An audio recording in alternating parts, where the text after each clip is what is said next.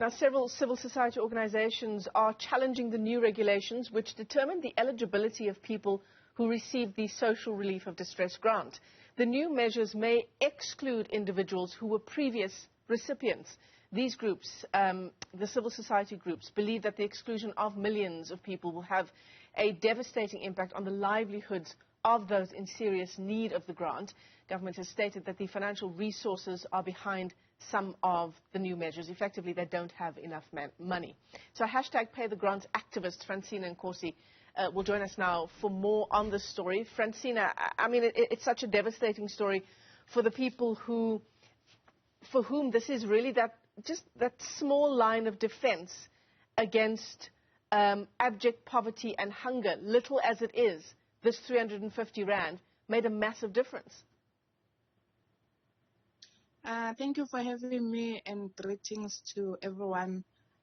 This 350 means a lot to more than 11 million of community members. And you can understand that when you don't receive your money, how are you affected? And these measures have affected a lot of people. We have people who are declined now.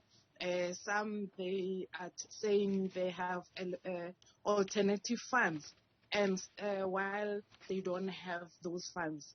For us, it's a failure of verifying the recipients. It's another blow as well, Francina, for the promises that government made with their engagements with organizations like hashtag Pay the Grants around developing these pathways for the introduction of a permanent basic income grant, the BIG. This is really a blow for that process as well. Yes, definitely it's a blow because the government says they don't have enough funds, and this is going to cost more billions. And for us, you can look at the inflation now. This 350 doesn't go well with the inflation because you can realize that when the petrol goes up and diesels, it means the price hikes for food, they are also affecting the communities. And what are you going to do with the 350? And the measures that they are using, they fail to inform the communities before they start doing these measures. This is the failure that the government have done. Francina, tell us about some of the beneficiaries and what they've told you about their eligibility for the 350 Rand grant. Because some people are now saying that because they receive a child support grant, where previously they were also receiving the Social Relief of Distress grant of 350 Rand, they are now excluded. What are you hearing from people on the ground? What the people are saying on the ground is that if your account receives money from your family, you are not eligible. If you are... Sorry, Francina. So actually child maintenance is the issue that I was raising with you just now. Not a child support grant, but child maintenance that people are receiving, yes. that would now preclude them. Yeah, go ahead. Yes. Okay. The child maintenance, if you get in the child maintenance, you are not eligible. They're saying it's you have other alternative funds. And for that, the money is not for you, it's for the child. Then how about you? Then it means now you are excluded because now you having the child maintenance. Then the money of the maintenance, it's based on the child. Then are you going to share that money with your child? Another example that I've got here in front of me, Francina, is of a woman in Soweto who has been facing, and you've raised this already with us, this issue of verification. She was asked to travel to SASSA's offices in the Free State, where I presume she's from, to verify her surname. I mean, obviously, we know the cost of travel in this country. It would far exceed the 350 Rand grant for which she is trying to qualify.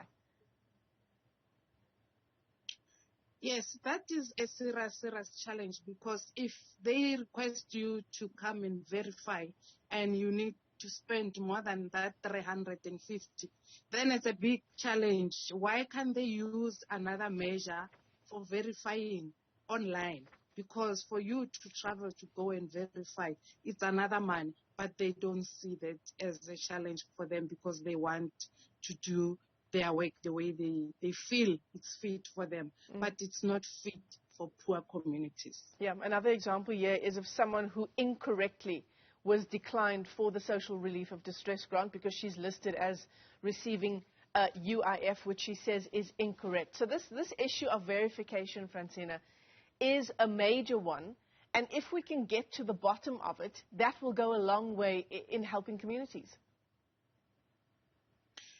Yes, that's why we're saying the government should use the new measure, not to use the ones that the old one. Because if I did work maybe 20 years back and I did receive that UIF, why am I being declined now?